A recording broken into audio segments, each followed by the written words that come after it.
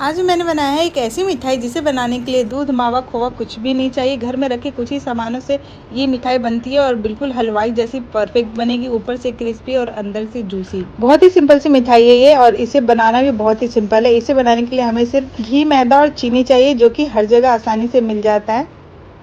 इस मिठाई में कितनी बढ़िया लेयर्स आई है और ये अंदर तक एकदम रसीला है। चाशनी अंदर तक पूरे अच्छे से सोख हुई है, ऊपर से क्रिस्पी, अंदर से रसीला। वैसे तो मिठाई बहुत ही कॉमन है, पर हो सकता है कि अलग अलग जगह पे इसे अलग अलग नामों से बुलाया जाता हो, या फिर इन्हीं चीज़ों से इसका शेप अलग तरीके से दिया जाता हो। तो चलिए स्टार्ट करते हैं इसे बनाना। इसे बनाने के लिए सबसे पहले हम इसका डो लगाएंगे। तो बालूशाही बनाने के लिए इसका आटा लगाएंगे। इसके लिए मैंने एक बड़ा बर्तन ले लिया है और साथ ही छन्नी ले लिया है, क्योंकि इससे हम मैदे को छान लेंगे। बालूशाही ज़्यादा करके दिल्ली यूपी साइड में बनाया जाता है। वहाँ की शादियों में भी ये बनवाते हैं मेहमानों को देने के लिए। अगर आप चाहते हैं कि बालूशाही ऊपर से एकदम खस्ता बने, तो उसके लिए आपको यहाँ पे मैदे और घी की मात्रा को ध्यान में रखते हुए बनाना है। अगर आपने घी कम कर दिया तो भी उस बालूशाही अच्छी नहीं बनेगी, और घी आपने ज़्यादा ले लिया तो भी बालूशाही खराब हो सकती है। घी कम डालेंगे तो खस्ता नहीं बनेगी, थोड़ी टाइट बन जाएगी, हार्ड हो सकती है। और घी ज़्यादा ले लिया तो हो सकता है तेल में डालते ही वो टूटने लग जाएगा, बिखर जाएगा। तो अब मैंने यहाँ पे 2.5 कप मैदा लिया है और उसे छान लिया है। इसमें डाल देंगे 1 चुटकी नमक। किसी भी मीठे चीज़ में अगर आप 1 चुटकी नमक डाल देते हैं तो उसका स्वाद और ज़्यादा बढ़ जाता है। साथ ही मैंने इसमें 1 चम्मच बेकिंग पाउडर लिया है और इन सभी चीज़ों को हम सूखा ही पहले आपस में मिक्स कर लेंगे। 2.5 कप मैदा में हम डालेंगे आधा कप घी। ज़रूरी नहीं है कि आपको चीज़ें सारी तौल के लेनी है या फिर आपको मेज़रमेंट के लिए कप चाहिए। आप किसी भी बर्तन को ले सकते हैं, चाहे वो गिलास हो, कटोरी हो। उससे आप 2.5 कटोरी मैदा ले रहे हैं तो आपको आधी कटोरी घी डालनी है इसमें। आटे में हो सके तो आप घी ही डालें, रिफाइंड का यूज़ ना करें। अगर आपके पास नहीं है तो आप डाल सकते हैं, पर अगर आप घी से बनाएंगे तो ये ज़्यादा अच्छा बनेगा। बालूशाही फ्राई करने के लिए भले ही आप रिफाइंड ले लें, पर जब आप आटे में डालते हैं तो कोशिश करें कि घी से ही बनाएं, तो ये ज़्यादा अच्छा बनेगा। घी को मैदे में अच्छे से मिक्स कर लेंगे। उसके बाद इसमें थोड़ा थोड़ा करके पानी डालेंगे। थोड़ा थोड़ा करके पानी डालेंगे और आटे को आपस में मिक्स करेंगे। हमें इसे आटे के जैसे गूंदना नहीं है, बस हमें इसे आपस में एक जगह इकट्ठा करना है। अगर हमने इसे आटे के जैसे गूंद दिया तो इसमें परफेक्ट लेयरिंग नहीं आएगी और बालूशाही गट्ठा गट्ठा सा हो जाएगा और उसके अंदर चाशनी भी अच्छे से नहीं जाएगी। ये देखिए, डो को मैंने एक जगह इकट्ठा कर दिया है और अब हम इसे ढक के 15 से 20 मिनट के लिए रेस्ट के लिए रख देंगे। जब तक आटा रेस्ट हो रहा है, हम इसके लिए चाशनी तैयार कर लेते हैं। चाशनी बनाने के लिए जितना हम चीनी लेंगे उसका आधा पानी लेंगे। तो मैंने यहाँ पे 2 कटोरी चीनी लिया है और उसमें 1 कटोरी पानी डाल दूंगी और इसे धीमी आंच पे हम मिक्स करते हुए पकाएंगे, क्योंकि चीनी को अगर हम ऐसे ही छोड़ देंगे तो वो तले में चिपक जाएगा। इसलिए जब तक चीनी घुल नहीं जाता हम इसे लगातार मिक्स करते रहेंगे। बालूशाही की चाशनी बहुत ज़्यादा पतली भी नहीं होती है और बहुत ज़्यादा गाढ़ी भी नहीं। अगर हमने चाशनी को ज़्यादा पतली कर दी तो बालूशाही एकदम नरम सौगी सा हो जाएगा, और अगर आपने चाशनी ज़्यादा गाढ़ी कर दी तो बालूशाही ठंडा होने के बाद सख्त हो जाएगी। इसलिए इसकी चाशनी को हमें एक तार की रखनी है। चाशनी में मैंने थोड़ा सा इलायची पाउडर और फूड कलर डाल दिया है। अगर आपके पास फूड कलर नहीं है तो आप इसे ऐसे भी बना सकते हैं। चाशनी तैयार हो चुकी है, इसे उतार लेते हैं और आटा भी रेस्ट हो चुका है। चलिए अब एक बार और इसे मिक्स कर लेते हैं। ये देखिए, इसे एकदम गूंद के मिक्स नहीं करना है, इस तरीके से इसे अलग अलग करना है। देखिए आटे के अंदर कैसे जाली सी बनी हुई है। इसमें जो अलग अलग लेयर्स दिख रही है परतें, इसी की वजह से बालूशाही हमारा एकदम परतदार बनेगा।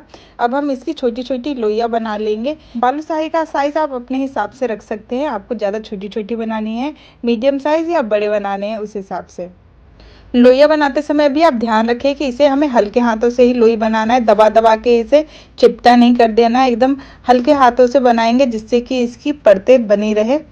सारी लोइयाँ बना के रख लेंगे। उसके बाद हम इसके अंदर होल करेंगे। तो होल करने के लिए आप कोई भी बेलन या फिर कोई थोड़ी मोटी सी डंडी ले सकते हैं। बहुत से लोग इसमें सिर्फ अंगूठे से हल्का सा दबा देते हैं, पर वैसा करने से ये बीच में थोड़ा सा कच्चा कच्चा सा दिखता है और अंदर की साइड से वो ठीक से पकता भी नहीं है। अगर आप इसे आर पार इस तरीके से होल कर देंगे तो ये बहुत बढ़िया से अंदर तक इसमें चाशनी जाएगी और ये अच्छे से पकेगा भी। होल करने के बाद ये थोड़ा मिनी डोनट जैसा लग रहा है। ये देखिए, इस तरीके से हमें सारे ही बॉल्स में होल कर देना है। जब भी आपका मीठा खाने का मन करे और कुछ समझ में ना आए तो आप ये मिठाई बना सकते हैं। इस मिठाई को हम आटे से भी बना सकते हैं, तो अगली बार मैं इसे आपको आटे से बना के दिखाऊंगी। आप इस मिठाई को त्योहार के लिए भी बना के रख सकते हैं और अभी होली आने वाली है तो होली पे ये मिठाई ज़रूर बनाइए, आपके मेहमानों को ज़रूर पसंद आएगा। तो चलिए सारे बॉल्स में होल हो चुका है, अब आती है इसकी फ्राई करने की बारी। तो फ्राई करते समय हमें बहुत ही ध्यान से इसे फ्राई करना है। सबसे पहले हम इसमें एक छोटे से आटे का टुकड़ा डाल के देख लेंगे, उससे हमें तेल कितना गर्म है इसका पता लगेगा। जब आप छोटा सा लोई इसमें डालते हैं तो उसमें हल्का हल्का साइड से बबल जैसा दिखता है, बस हमें इतना ही गर्म चाहिए। अगर आपने थोड़ा सा भी ऑयल को ज़्यादा गर्म कर दिया तो बालूशाही अच्छे से फूलेगा नहीं। बिल्कुल लो फ्लेम पे हमें बालूशाही को फ्राई करना है, तभी इसमें परफेक्ट लेयरिंग आएगी। बालूशाही डालने के तुरंत बाद हम इसे पलटेंगे नहीं। जब ये फूल के साइज़ में डबल हो जाएगा और नीचे से इसका हल्का कलर भी चेंज होने लग जाएगा, उसके बाद ही हम इसे पलटेंगे। नहीं तो अगर आपने जल्दबाजी की इसे पलटने में तो बालूशाही टूट जाएगा। और आपने देखा जब हमने बालूशाही डाला था वो कितने छोटे छोटे पीसेस थे और ये फूल के साइज़ में एकदम डबल हो गए और इसमें परतें देखिए कितनी अच्छी इसकी परत आई है। बालूशाही का कलर जब गोल्डन हो जाएगा उसके बाद हम इसे निकाल लेंगे। बालूशाही फ्राई करने के लिए अगर आप घी का यूज़ करते हैं तो बहुत ही अच्छा है, अगर घी नहीं है तो आप रिफाइन में भी फ्राई कर सकते हैं। बालूशाही फ्राई हो चुकी है, अब हम इसे निकाल लेते हैं। कढ़ाई से निकालने के तुरंत बाद हम इसे डाल देंगे चाशनी में। ध्यान रखिएगा कि चाशनी एकदम ठंडी नहीं होनी चाहिए, हल्का गुनगुना या गर्म होना चाहिए। अगर ज़्यादा ठंडी हो गई है तो आप इसे हल्का सा गर्म कर ले। अगर चाशनी ठंडी होगी तो वो बालूशाही के अंदर तक नहीं जा पाएगी। बालूशाही को चाशनी में डालने के बाद कम से कम 1 मिनट के लिए इसे चाशनी में ही डूबा रहने दें, जिससे कि बालूशाही चाशनी को अच्छे से अब्जॉर्ब कर सके। अगर बालूशाही चाशनी में अच्छे से डिप नहीं हो पा रहा है तो इसे अलट पलट करते रहें, जिससे कि दोनों तरफ से इसके अंदर चाशनी चली जाए।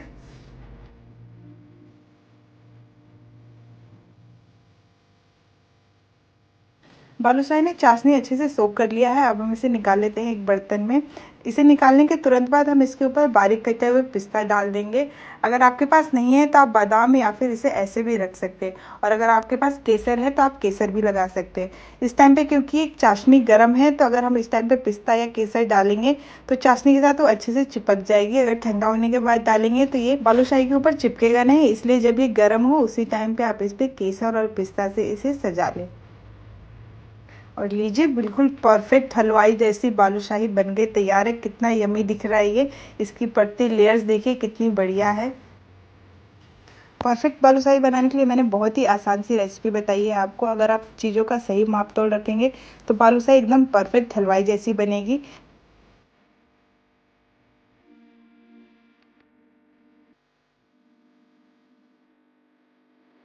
अगर आपको रेसिपी पसंद आई हो तो ज़रूर ट्राई कीजिएगा, और अगर आपको वीडियो अच्छी लगी हो तो please like share and subscribe. Thank you.